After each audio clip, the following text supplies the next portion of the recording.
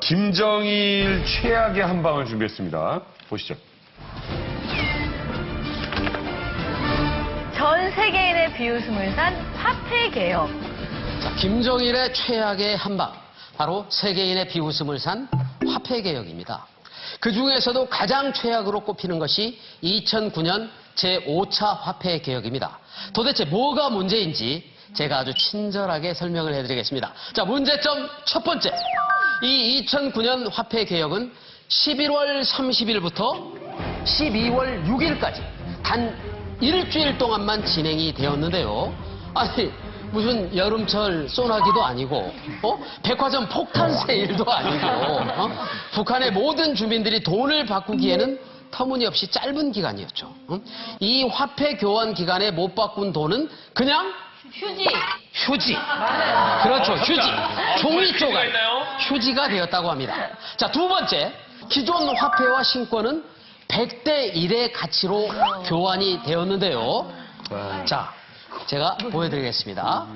자, 이게 바로 바뀌기 전 국권입니다. 그리고 이게 신권입니다. 이 국권을 이만큼을 가져다 주면 신권 1,000원짜리 한 장을 딸랑 한 장을 주는 거죠. 그런데 이거를 한 가구당 딱 10만 원. 그러니까 신권 1,000원과 교환할 수 있도록 제한을 했습니다. 모든 주민들의 전 재산을 휴지로 만들고 1,000원짜리 한 장으로 억지 통일을 시켜버린 거죠. 자, 화폐 개혁 이후에 북한의 물가는 공식적으로 10배가 상승을 했습니다. 그런데 암시장에서는 무려 120배까지 무섭게 치솟았다고 합니다. 이러니까 당연히 북한 주민들의 불만이 높아질 수밖에 없었겠죠. 자, 북한의 황당한 화폐 개혁. 왜 김정일의 최악의 한방으로 꼽혔는지 이제 잘 아셨겠죠? 네. 이상, 자, 북한 전문가로 거듭나고 있는 북한 브리핑 전문가 정은표였습니다. 저희는 92년도에 또 화폐 개혁을 했거든요. 근데 제가 있었을 때인데 그때는 1원이 모자라는 400원을 바꿔줬어요. 399원을 바꿔줬거든요. 근데 그때 아빠 월급이 60원이었거든요. 근데 그 60원 돈을 몇 년을 모아서 3,000원을 만들었어요. 저희 집에서. 근데 그거를 400원을 바꿔준다고 하니까 이게 난리 난 거잖아요. 그래서 저희는 아빠 친구들한테 이렇게 얼마씩 나눠주고 좀 해달라고 혼자 사는 총각들이 많았으니까 그래서 바꿨어요. 근데 그럼에도 불구하고 한 1,000원 정도는 못 바꿨던 것 같은데 그 간부들은 이미 다 바꿔가지고 있어요. 그러니까 우리가 가서 간부들한테 도와주세요 막 아우성을 쳐도 그 사람들은 지네가 다 바꿨기 때문에 아무 상관없어요. 그러니까 우리는 어디가 해볼 데도 없고 그냥 울며 겨자 먹기를 그냥 당해야만 되는 입장이었죠. 그러니까 아니 이게 문제가 뭐냐면 아니 지금까지 열심히 모았어. 그 돈 다 바꿔줘야지. 근데 북한 은행은 원래 내가 100%를 맡겼다면 화폐 개혁되면서 찾아갈 수 있는 돈은 거의 10%? 그 정도밖에 안 돼요. 그러다 보니까 정말 6.25 때 난리는 난리도 아니에요. 화폐 개혁이 일어나면 은행 가서 우는 사람, 안전부에 가서 막 안전원한테 호소하는 사람 정말 전쟁터예요. 이 북한 돈이 있잖아요. 북한에서 뭐라고 불리는지 아세요? 똥펄이에요. 똥펄이라고. 예. 펄러덕거리는 똥펄이라고. 예.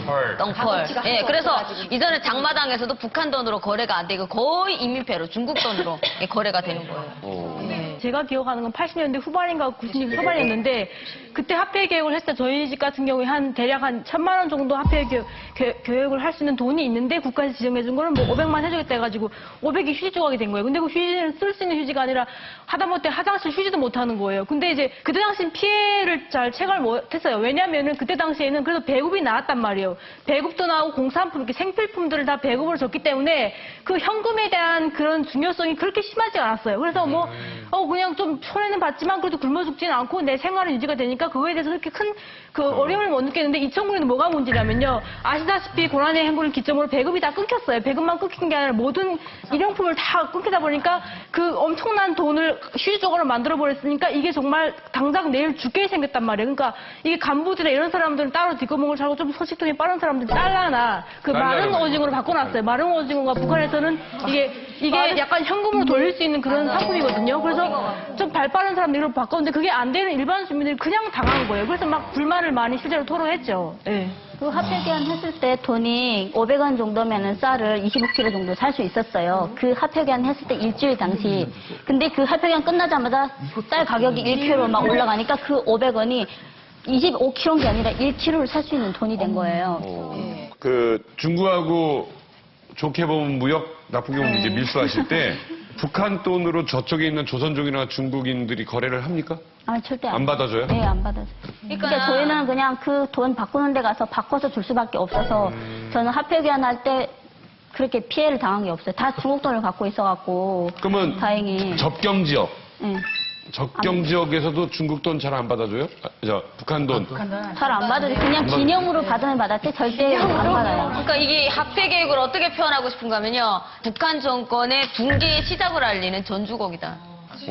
아니 이거 보시는 분들이 중국에 가시면 북한 화폐를 진짜로 뭐 기념품으로 사고 싶을 거 아니에요.